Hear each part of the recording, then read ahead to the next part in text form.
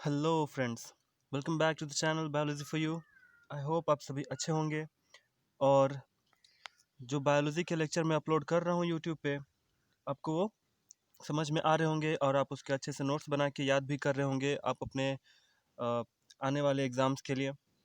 तो जो हम लोग पढ़ रहे हैं खाद्य उत्पादन में वृद्धि के कार्य नीति, उसी में आज हम पढ़ने वाले हैं कुछ भारतीय उच्च उत्पादन वाले फसलों के बारे में और साथ ही साथ कुछ और भी टॉपिक्स हम एक्सप्लोर करेंगे और आज हम ये चैप्टर को दी एंड करेंगे। ठीक है, तो चलते हैं लेक्चर की तरफ। तो टॉपिक है कुछ भारतीय उच्च उत्पादन वाले फसल, यानी कि भारत में बनाए गए कुछ ऐसे फसल जो उच्च उत्पादन देते हैं। ठीक है, वैसे तो विदेशों में बनाए गए काफ़ी सारे फसलों का यूज़ हम लोग करते हैं, लेकिन भारत में क्या क्या बनाए गए हैं उसके बारे में हम लोग देखेंगे। यहाँ से ऑब्जेक्टिव्स क्वेश्चन काफ़ी सारे आते हैं। ठीक है, तो अच्छे से इसको एक्सप्लोर करते हैं। तो फर्स्ट जो है, यहाँ पे मैं गेहूं और चावल के बारे में बात करूँगा। दोनों को ही मैं यहाँ पे मिक्स करके बताऊँगा। ठीक है कि गेहूं और चावल की कौन कौन सी किस्में हैं जो भारत में उगाई गई हैं और जो अच्छा उत्पादन देती हैं। ठीक है, तो थोड़ी सी हिस्ट्री देखते हैं। 1960 और 2000 के बीच गेहूं के फसल उत्पादन में 11 मिलियन से 75 मिलियन टन की वृद्धि हुई है। देख रहे हो कितना वृद्धि हो रही है, 11 मिलियन से 75 मिलियन टन की वृद्धि हुई है। और जो चावल की वृद्धि है वो 35 मिलियन टन से लेके 89.5 मिलियन टन की वृद्धि हुई है। तो 1960 से लेके 2000 तक, यानी कि 40 साल में जो वृद्धि है गेहूं की वो 11 मिलियन से 75 मिलियन तक पहुंच गई है और चावल की 35 मिलियन से 89.5 मिलियन तक पहुंच गई है। ठीक है, अब ये कैसे हुआ वो देखते हैं। गेहूं और चावल की वृद्धि, है ना, गेहूं और चावल के फसलों के अर्ध बौने किस्मों में वृद्धि होने के कारण हुई है। ठीक है, अगर एग्जाम में आपसे पूछा जाता है कि गेहूं और चावल की वृद्धि जो हो रही है इतनी क्यों हो रही है, तो आप बताएंगे क्योंकि गेहूं और चावल के फसलों के अर्ध बौने किस्में वृद्धि की गई है। अब ये अर्ध बौने क्या है, मतलब ना ही ज़्यादा लंबा और ना ही ज़्यादा छोटा है, यानी कि मीडियम साइज़ का, है ना। ऐसे फसलें जो मीडियम साइज़ के होते हैं जिसको हम लोग अर्ध बौने कहते हैं, है ना, उनमें वृद्धि होने के कारण इतनी सारी वृद्धि हो गई है। अब आप कहोगे कि अर्ध बौने हैं तो इस कैसे वृद्धि हो सकता है, मतलब इनकी तो हाइट में है ना, सिर्फ इनकी हाइट है सिर्फ अर्ध बौने, यानी कि ना ज़्यादा लंबा है ना ज़्यादा छोटा है। तो इसके हाइट से क्या लेना देना है कि गेहूं और चावल में इतनी वृद्धि हुई है ना। तो देखो मैं बताता हूँ, जो ये अर्ध बौने किस्में बनाई जाती है ना, इनको ये ध्यान में रख के बनाया जाता है कि ये ज़्यादा हवाओं से ये हिले ना, और ज़्यादा हवाएं जब इन पे पड़े तो ये गिरे ना। क्योंकि जब ज़्यादा लंबा पौधा होगा तो आपको पता है कि जब ज़्यादा लंबा पौधा होगा तो क्या होगा, हवा हवा के थपेड़ों से ये गिर जाएगा। ठीक है, पहली बात तो ये वातावरण के अनुकूल होती है। दूसरी बात कि ये जो अर्ध बौने पौधे होते हैं, इनमें जो मैंने पिछले लेक्चर में जो बताया था मैं कि इनमें रोग प्रतिरोधक क्षमता भी विकसित की जाती है। साथ ही साथ ये लवणता, सूखा, हर चीज़ को सह सकते हैं। इसी वजह से अर्ध बौने किस्में जो हैं वो अधिक उत्पादन देती हैं और हर मौसम में टिकी रहती हैं। अब ये जो अर्ध बौने किस्में हैं, इनका जो विकास है किसने किया, तो नोबेल प्राइज जीते हुए एक साइंटिस्ट हैं, नॉर्मन ई बोरलॉग, है ना, नॉर्मन ई बोरलॉग। इन्होंने इन फसलों को मैक्सिको के international centre for wheat and मेज इम्प्रूवमेंट में विकसित किया था। ठीक है, मैक्सिको का एक इंस्टीट्यूट है, एक सेंटर है जहाँ पे ऐसे फसलें उगाई जाती हैं, बनाई जाती हैं संकरण करके। उसका नाम है international centre for wheat and मेज इम्प्रूवमेंट। ठीक है, और ये है साइंटिस्ट का नाम।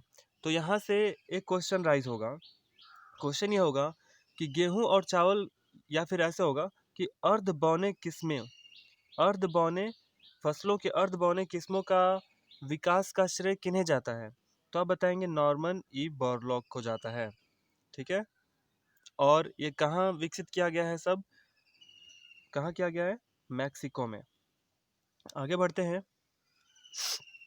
1963 में सोनालिका और कल्याण सोना नामक गेहूं की अर्ध बौने किस्मों का विकास किया गया था।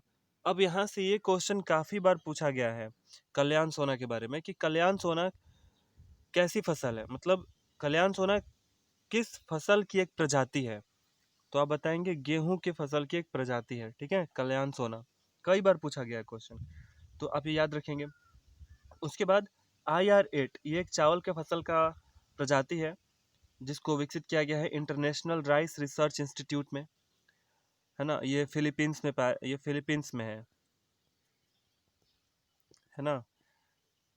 तो IR8 ताइचुंग नेटिव 1, ये ताइवान में विकसित किया गया। फिर बाद में जया, रत्ना भी बाद में चावल की किस्में विकसित की गई हैं। तो ये सभी काम आपको आएंगे ऑब्जेक्टिव में। ठीक है, तो आप इसको अच्छे से याद कर लीजिएगा।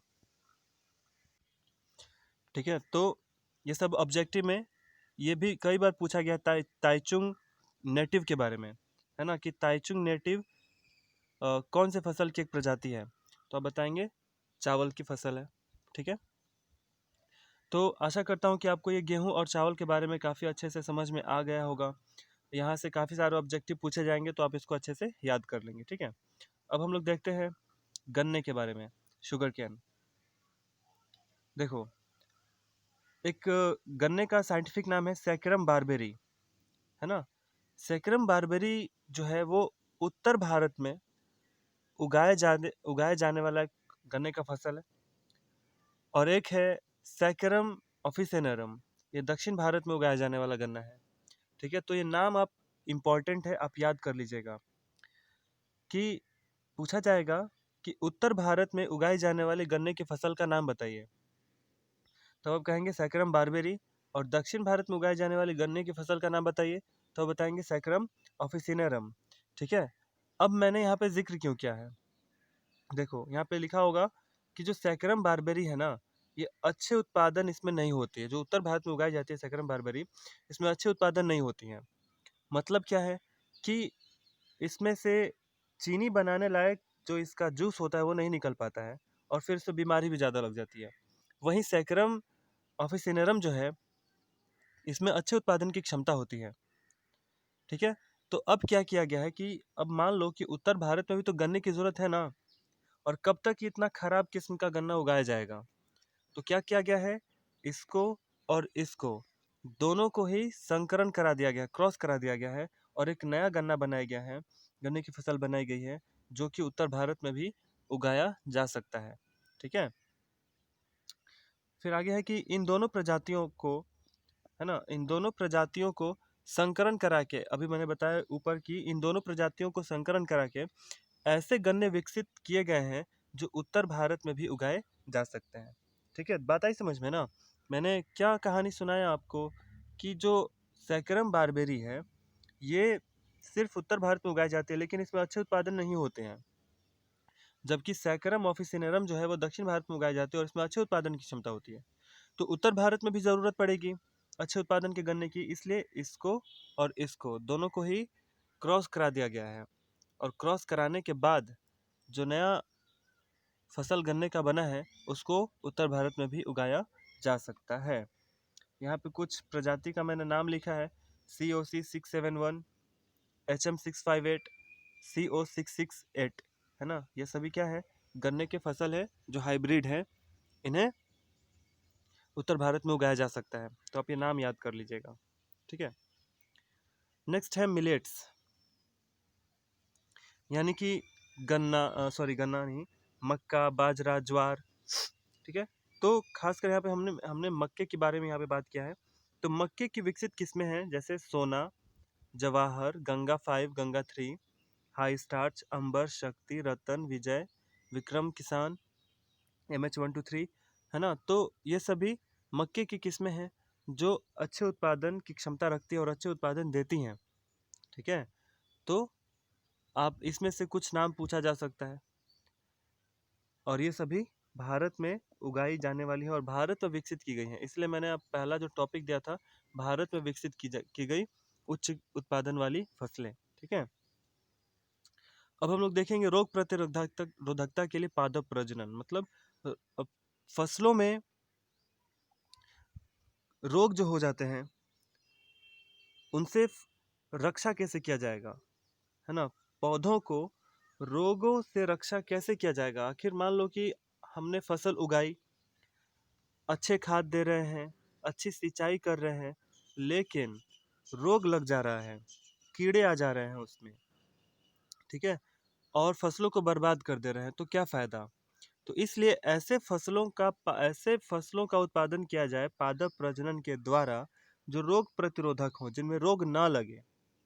ठीक है, तो उसी के बारे में हम लोग पढ़ेंगे कि कैसे पादप प्रजनन कराया जाए कि रोग प्रतिरोधकता पौधों में आ जाए। ठीक है, अब देखो, पौधों में मुख्यतः जो रोग होते हैं वो कवक, जीवाणु और वायरस से होते हैं। ठीक है, अब कवक से कैसा रोग होता है। कवक से होता है रस्ट नाम का एक रोग होता है ना, ब्राउन रस्ट ऑफ व्हीट, है ना, ये गेहूं में होता है। तो आप ये याद रखिएगा, यहाँ से बीमारी का नाम पूछा जाएगा और पूछा जाएगा कि गेहूं में कैसा रस्ट होता है, तो बताएंगे brown rust. Red rot of sugar cane, आप लोग गन्ना देखे होंगे, गन्ने के बीच में कहीं कहीं जब खाते होंगे गन्ने को, तो बीच में लाल लाल रंग का उसमें कुछ पार्ट हो जाता होगा। ठीक है, तो उसको red rot of sugar cane कहते हैं। ठीक है, फिर लेट ब्लाइट ऑफ पोटैटो, है ना, ये पोटैटो में होने वाला एक लेट ब्लाइट होता है, एक अर्ली ब्लाइट होता है, दो प्रकार का होता है, एक लेट ब्लाइट, एक अर्ली ब्लाइट। ठीक है, तो ये कवक से होने वाले रोग हैं। और जीवाणु से ब्लैक रॉट ऑफ क्रूसीफर्स होता है, और फिर वायरस से टोबैको मोजैक, टर्निप मोजैक, ये सभी रोग होते हैं। तो ये सभी रोग के नाम आप याद कर लेंगे। तो ये सारे रोग जो इतने खतरनाक खतरनाक होते हैं पौधों में, जो पौधों को बढ़ने नहीं देते हैं, वो कैसे, है ना, कैसे ऐसा किया जाए कि पौधों में रोग ना लगे। ठीक है, और हाँ, एक काम और, आप इन सारे बीमारियों के बारे में आप पता करके रखेंगे, आप एक नोट्स बना लीजिएगा, या फिर इन बीमारियों के बारे में जो भी आपको पता चले आप कमेंट बॉक्स में ज़रूर बताइएगा मुझे। ठीक है, मैं देखना चाहता हूँ कि आप कितना मेहनत कर रहे हैं। चलो आगे चलते हैं। रोग प्रतिरोधकता उत्पन्न करने के लिए पादप प्रजनन के निम्नलिखित प्रकार होते हैं। मतलब पौधों में जो रोग प्रतिरोधकता हम लोग को विकसित करनी है ना, तो वो दो प्रकार से की जाती है। पहला है पारंपरिक विधि, जो मैंने आपको इसके पहले वाले लेक्चर में भी मैंने बताया है, तो अगर आपने वो नहीं देखा है तो ज़रूर देखिए। ठीक है, काफ़ी डिटेल में मैंने बताया है, और यहाँ पे मैं इतने डिटेल में मैं जाऊँगा नहीं, क्योंकि ऑलरेडी मैंने इसके बारे में काफ़ी डिटेल में बात कर दिया है। ठीक है, और सेकंड है उत्परिवर्तन प्रजनन विधि। ठीक है, तो फर्स्ट है पारंपरिक विधि और सेकंड है उत्परिवर्तन प्रजनन विधि। इन दोनों ही विधियों से ऐसे पौधे, ऐसे फसलें बनाए जा सकते हैं जिनमें रोग प्रतिरोधकता होती है। ठीक है, चलो चलते हैं पारंपरिक विधि की तरफ। देखो,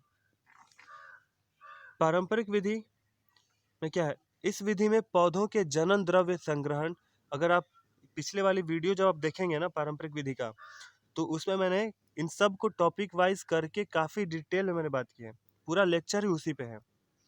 ठीक है, तो इसमें मैं सिर्फ नाम बता देता हूँ जो आपको थोड़ा सा रिवीजन हो जाएगा कि इस विधि में इस विधि में पौधों के जनन द्रव्य संग्रहण चयनित, है ना, सबसे पहले क्या किया जाता है कि जिस फसल का हमको पादप प्रजनन करवाना है उसको हम लोग क्या करते हैं कि पहले जनन द्रव्य संग्रहण कर लेते हैं उनका, है ना, उनका जंगली, उनका रिलेशन, उनके रिलेटिव्स जितने भी पौधे होते हैं सब इकट्ठा कर लिया जाता है। फिर उनमें चुना जाता है कि कौन से पौधों का, कौन से फसलों का प्रजनन करवाना है। फिर चुने गए फसलों का संकरण कराया जाता है, फिर संकरण करने के बाद फिर से चुना जाता है, और फिर जांच किया जाता है कि क्या जो हम चाहते थे ऐसा फसल उगा है या नहीं उगा है। ठीक है, उसके बाद मार्केट में उसको भेजा जाता है।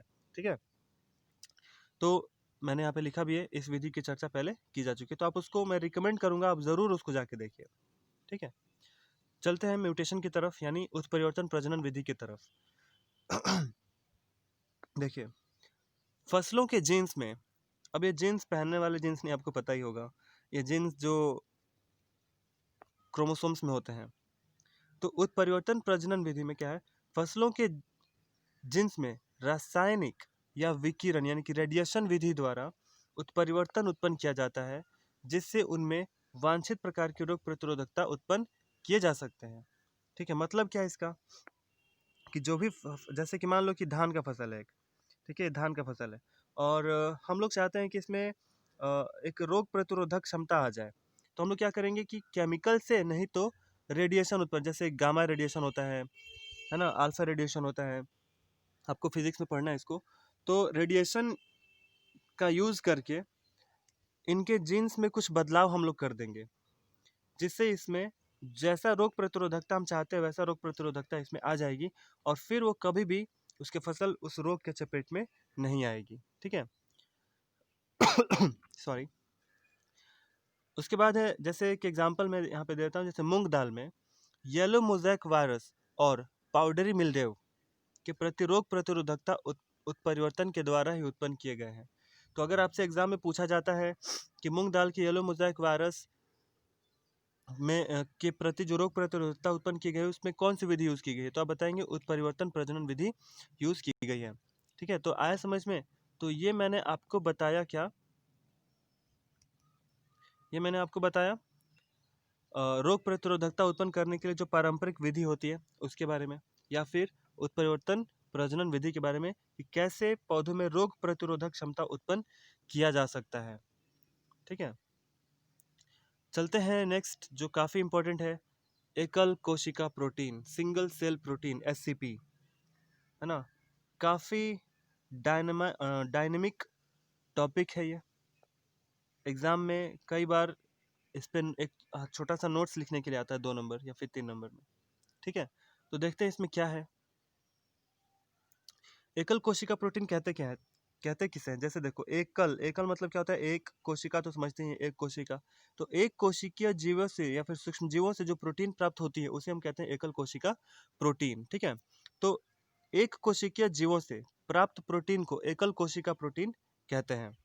ठीक है, अब देखो, ये प्रोटीन की आवश्यकता कब होती है, जैसे हम लोग खाते हैं, चावल खाते हैं, गेहूं खाते हैं, या फिर और भी अनाज खाते हैं, दूध पीते हैं, मांस खाते हैं, इन सब से प्रोटीन की मात्रा जो है ना वो पूरी नहीं हो पाती है। जितनी प्रोटीन चाहिए अगर उतनी पूरी नहीं हो रही है, तो आधुनिक युग में साइंटिस्टों ने एक विकल्प ढूंढा है जिसको एससीपी के रूप में जाना जा रहा है। और हमारे देश में तो नहीं, लेकिन जो यूरोपियन कंट्री हैं वहाँ पर इसका काफ़ी ज़्यादा यूज़ होता है। खिलाड़ियों को या फिर रेसलिंग वाले लोग जो होते हैं उनको प्रोटीन की आवश्यकता होती है, तो उनको एकल कोशिका प्रोटीन दी जाती है। क्योंकि आपको जान के काफ़ी हैरानी होगी कि ये जो एक कोशिका वाले जो जीव है ना, इनमें प्रोटीन की मात्रा कई हजार गुना होती है दूध से। ठीक है, अब ये जो भी सूक्ष्म जीव हैं उसके बारे में आगे आपको बताऊंगा। जैसे एक सिंपल सा मैं आपको एग्जांपल देता हूँ। शैवाल आप लोग देखे होंगे, देखे हैं शैवाल। जैसे पानी कहीं जम जाता है, तो पानी जब जम जाता है उसमें हरा हरा आप लोग देखे होंगे, कुछ ना कुछ तैरते रहता है, वही शैवाल है। ठीक है, ऐसे तो हम लोग को देख के उसको काफ़ी घिन आती है, लेकिन वही एकल कोशिका प्रोटीन है। अगर उसमें उसका यूज़ प्रोटीन के रूप में किया जाए तो उसके इतना प्रोटीन तो हम जितना खाना खाते हैं उसमें तो कहीं भी नहीं मिलेगा, है ना। उसमें काफ़ी सारे प्रोटीन, उसको खाया जा सकता है, लेकिन हम लोग घिन की वजह से उसको नहीं खा सकते हैं, लेकिन उससे प्रोटीन मिलता है। तो मैं उसी के बारे में बात कर रहा हूँ यहाँ पे। ठीक है, आगे देखो यहाँ पे मैंने क्या लिखा है, कि पशु तथा मानव पोषण के लिए प्रोटीन के वैकल्पिक स्रोतों में से एक है एकल कोशिका प्रोटीन। ठीक है, एक वैकल्पिक स्रोत है। अगर प्रोटीन की मात्रा, अगर प्रोटीन की कहीं से कमी हो रही है तो ये एक वैकल्पिक स्रोत है जहाँ से हम लोग प्रोटीन ले सकते हैं, और काफ़ी मात्रा में भी ले सकते हैं। जैसे कुछ एग्जाम्पल है, स्पाइरुलिना, क्लोरेला, सिनेडेस्मस का उपयोग एससीपी के रूप में किया जाता है, और ये सभी क्या है, शैवाल हैं। तो एग्जाम में आपसे पूछा जाएगा कि कुछ ऐसे शैवाल के नाम बताइए, या फिर निम्नलिखित में से कौन सा ऐसा सवाल है जो एससीपी के रूप में यूज किया जाता है। तो आप इसमें से किसी का भी नाम लिख सकते हैं। Spirulina, Chlorella, Scenedesmus. ठीक है। अब है ईस्ट, सेक्रोमाइसेस, टायरोलिप्सिस, टारोलिप्सस तथा कैंडिडा का उपयोग भी एससीपी के रूप में किया था, और ये सभी क्या है, कवक हैं। तो ये कवक है और ये शैवाल है, तो नाम याद रखिएगा। ठीक है। तो इन सब का उपयोग सिंगल सेल प्रोटीन यानी कि एकल कोशिका प्रोटीन के रूप में किया जा सकता है। ठीक है। तो बात आ रही नहीं समझ में, मैं क्या कह रहा हूँ कि एकल कोशिका प्रोटीन, एक कोशिकीय जीवों से जो प्राप्त होता है प्रोटीन, उसको हम लोग एकल कोशिका प्रोटीन कहते हैं। और इस प्रोटीन में और ये जो प्रोटीन होते हैं ना, ये काफ़ी मात्रा में होते हैं। और जो मैं आपको शैवाल कवक का नाम बता रहा हूँ, जैसे आप लोग मशरूम का भी नाम सुने होंगे, है ना, वो भी एक कवक ही है। तो उसमें भी प्रोटीन की मात्रा बहुत अधिक होती है। अभी मैं शैवाल जो बता रहा हूँ कि नदी में या फिर तालाब में कहीं पे पानी रुक जाता है तो वहाँ पे हरे हरे उसमें काई जम जाते हैं, उसमें भी प्रोटीन होते हैं, लेकिन लोगों को मालूम नहीं है। लेकिन साइंटिस्ट धीरे धीरे इसके बारे में और भी पता लगा रहे हैं। उसको खाया जा सकता है और उसमें काफ़ी मात्रा में प्रोटीन होती है। ठीक है। मैंने यहाँ पे जैसे लिखा है कि फ्यूजेरियम, मशरूम, एगेरिकस जिसको कहते हैं, कि कवक तंतु का, जिसको हम लोग इसको हम लोग माइसेलियम कहते हैं, हाँ सॉरी, इसको हम लोग माइसेलियम कहते हैं, कवक तंतु को, का उपयोग एससीपी के रूप में किया जा सकता है। ठीक है। तो फ्यूजेरियम और मशरूम का उपयोग भी प्रोटीन के रूप में किया जाता है, एकल कोशिका प्रोटीन के रूप में किया जाता है। ये सबसे एक फैक्ट है हैरान करने वाली, कि एक अध्ययन के अनुसार ये पता लगा है कि 250 केजी, है ना, 250 केजी वाली गाय, 250 किलो, है ना, समझ रहे, 250 किलो मतलब क्या, 2 क्विंटल 50 किलो। तो एक 250 किलो वाली गाय प्रतिदिन 200 ग्राम प्रोटीन देती है। देख लो कितना मार्जिन है। एक 250 किलो की गाय है, 2.5 क्विंटल की गाय है, और सिर्फ उसके दूध में 200 ग्राम प्रोटीन होता है। 250 किलो की गाय और 200 ग्राम प्रोटीन। जबकि वहीं अगर सिर्फ 250 ग्राम, सिर्फ 250 ग्राम इसको मिथाइलोफिलस और मिथाइलोफिलस मिथाइलोट्रोपस, ये एक सवाल है, अगर इसको उगा लिया जाए तो 25 टन प्रोटीन दे देगा। सोच रहे हो, 250 किलो की गाय सिर्फ 200 ग्राम प्रोटीन देती है। वहीं सिर्फ 250 ग्राम इसकी मात्रा अगर किसी पानी में आप रख देते हो और फिर वो अगर बढ़ जाता है शैवाल की तरह, काई की तरह, तो इसमें 25 टन प्रोटीन उत्पादन किया जा सकता है। तो इसी वजह से एकल कोशिका प्रोटीन पे इतना ध्यान दिया जा रहा है कि प्रोटीन की कमी ना हो। ठीक है। तो ये है एक शॉर्ट नोट, अगर एग्जाम में आए तो आप इसको हूबहू लिख सकते हैं और आप इसको अच्छे से याद भी कर लीजिए। नेक्स्ट टॉपिक हम लोग पढ़ेंगे ऊतक संवर्धन, और इस चैप्टर का लास्ट टॉपिक है ऊतक संवर्धन के बारे में। और बाकी चीज इसमें बीच में कुछ आएंगे तो उसको मैं क्वेश्चन आंसर जब करवाऊंगा तो उसमें उसमें आपको लिखवा दूंगा। ठीक है। ऊतक संवर्धन क्या है? इसको ऊतक संवर्धन कहा जाता है या फिर सूक्ष्म सूक्ष्म संवर्धन भी कहा जाता है। अब देखो, ऊतक संवर्धन किसे कहा जाता है? पौधे के किसी भी भाग से, है ना, पौधे के किसी भी भाग से, चाहे जड़ हो, तना हो, पत्ती हो, कोई भी हो, उसमें से अगर उसके माध्यम में, है ना, किसी माध्यम में, यहाँ पे मैंने जो लिखा है कि जब पौधे के किसी भाग से किसी माध्यम में नए पौधे उगाए जाते हैं तो इसे ऊतक संवर्धन कहते हैं। मैंने क्या कहा, गौर से सुना आपने? पौधे के किसी भी भाग से, मैं यहाँ पे बीज की बात मैं यहाँ नहीं कर रहा हूँ कि आप पौधा का बीज लाए, जमीन में गाड़ दिया और एक नया पौधा उगा दिए, नहीं।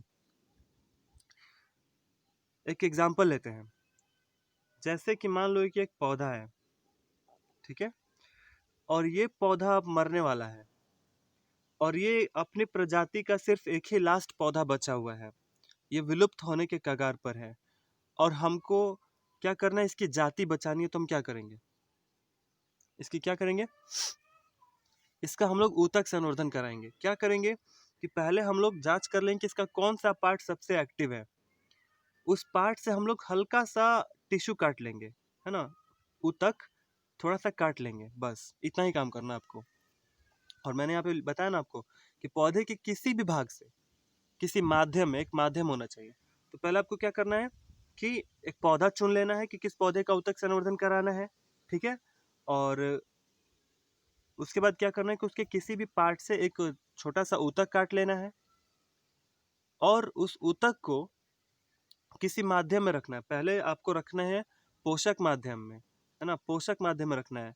यानी पोषक माध्यम कैसे रखेंगे, जैसे कि आपने एक परख नली देखी होगी, है ना, टेस्ट ट्यूब देखा है ना आपने, तो टेस्ट ट्यूब में एक पोषक माध्यम बनाया जाएगा, जैसे कैल्शियम, विटामिन, प्रोटीन, इन सब का एक घोल बनाया जाएगा और एक ऐसा माध्यम में रखा जाएगा कि इसमें कीड़े ना लगे, क्योंकि पोषक माध्यम है तो कीड़े भी आएंगे खाने के लिए इसको, लेकिन ऐसा रखना है कि इसमें कीड़े भी ना लगे। और फिर उसको, उस ऊतक को, जिस ऊतक को आपने काटा है पौधे से, उसको इसमें रख देना है। कुछ दिनों के बाद क्या होगा ना कि वो जो ऊतक बढ़कर कैलस का रूप धारण कर लेगा, है ना, वो ऊतक बढ़ने लगेगा और कैलस बन जाएगा। जब कैलस बन जाएगा तो उसको निकालना है और फिर एक टेस्ट ट्यूब लेना है और उसमें हार्मोन का घोल बनाना है, जिसको हम लोग हार्मोनल माध्यम कहते हैं, ठीक है। हार्मोन में क्या होगा, साइटोकाइनिन, ऑक्सिन, जिब्रेलिन्स, ये जो पौधे का हार्मोन्स होता है, उसको घोल बना के उसमें रख देना है। उस कैलस को अब इसमें डाल देना है। कुछ दिनों के बाद हम देखेंगे कि वो एक छोटा सा पौधा बन जाता है। जब ये छोटा सा पौधा बन जाएगा तो अच्छे से इसको निकालेंगे और फिर उसको ज़मीन में या फिर खेतों में गाड़ देंगे, जिससे वो एक बड़ा सा पौधा बन जाएगा। देखा आपने, बीज की आवश्यकता पड़ी नहीं ना, दो माध्यम की बस आवश्यकता पड़ेगी। एक पौधे का आवश्यकता होगा, जो भी पौधा आपने चुना है उसका बस एक ऊतक काटिए, उसको पोषक माध्यम में रखिए, जब कैलस बन जाएगा तो फिर उसको हार्मोनल माध्यम में रखिए, और जब हार्मोनल माध्यम में एक छोटा सा पौधा बन जाएगा तो उसको निकाल के खेतों में लगा दीजिए, वो बढ़ जाएगा। तो इस टाइप से हम लोग क्या करेंगे कि एक पौधे से हजारों पौधे बनाया जा सकता है, ठीक है, हजारों पौधे बनाए जा सकते हैं। और इसी क्षमता को हम लोग टोटीपोटेंसी कहते हैं। मतलब किसी भी पौधे में, यानी कि किसी भी ऊतक में, पौधे के किसी भी छोटे से ऊतक में एक पौधा बनाने की क्षमता होती है, एक ऊतक में एक पौधा बनाने की क्षमता होती है। मैं बीज की बात नहीं कर रहा, एक ऊतक में पौधे बनाने की क्षमता होती है, जिसको हम लोग कहते हैं टोटीपोटेंसी। ये एग्जाम में आपसे पूछा जाएगा कि पौधे के ऊतक में एक पूर्ण पौधा बनाने की क्षमता होती है, उसे हम लोग क्या कहते हैं, उसे हम लोग टोटीपोटेंसी कहते हैं, ठीक है। और इस विधि से क्या किया जा सकता है, इस विधि से हजारों पौधे उगाए जा सकते हैं, जिसे हम लोग सूक्ष्म संवर्धन कहते हैं, ठीक है। तो जो भी पौधे उगाए जाते हैं वे पहले वाले पौधे से आनुवंशिकता समान होते हैं, इसलिए हम लोग इसको सोमाक्लोन्स भी कहते हैं, ठीक है। मतलब जो भी पौधे उगेंगे, जैसे मान लो कि आम का पौधा आपने उगाया है, आम के पौधे के ऊतक से ही, तो वो क्या हो गया, आनुवंशिकता, यानी कि सारा का सारा गुण उसका क्या होगा, उसके पहले वाले पौधे से ही होगा, जिस पौधे से ऊतक आपने काटा है। इसलिए जो नया पौधा उगेगा उसको हम लोग क्या कहेंगे, सोमा क्लोन्स कहेंगे, ठीक है। अभी जो ऊतक संवर्धन है, इसका जो अम, आविष्कार है या फिर जो इसको विकसित किया गया है, कब विकसित किया गया है, तो सबसे पहले 1898 में एक हैबरलैंड नामक साइंटिस्ट थे। उन्होंने वर्धी कोशिकाओं, यानी कि पौधे का ऐसा भाग जहाँ से नया नया पौधा, नया नया डाली निकलती है ना, उसको हम लोग वर्धी भाग कहते हैं।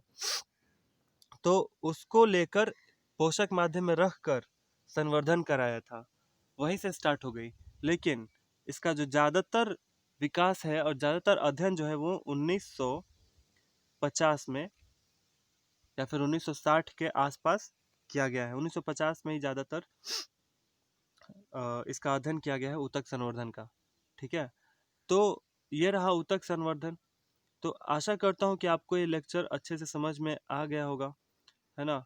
तो आप इसको अच्छे से नोट्स बना लीजिए और याद कर लीजिए, ताकि एग्ज़ाम में आपको परेशानी ना हो, ठीक है। और टेलीग्राम ज़रूर ज्वाइन कीजिए, क्योंकि वहाँ पे मैं पीडीएफ डालते रहता हूँ, ठीक है। तो आज के लिए इतना काफ़ी है, धन्यवाद।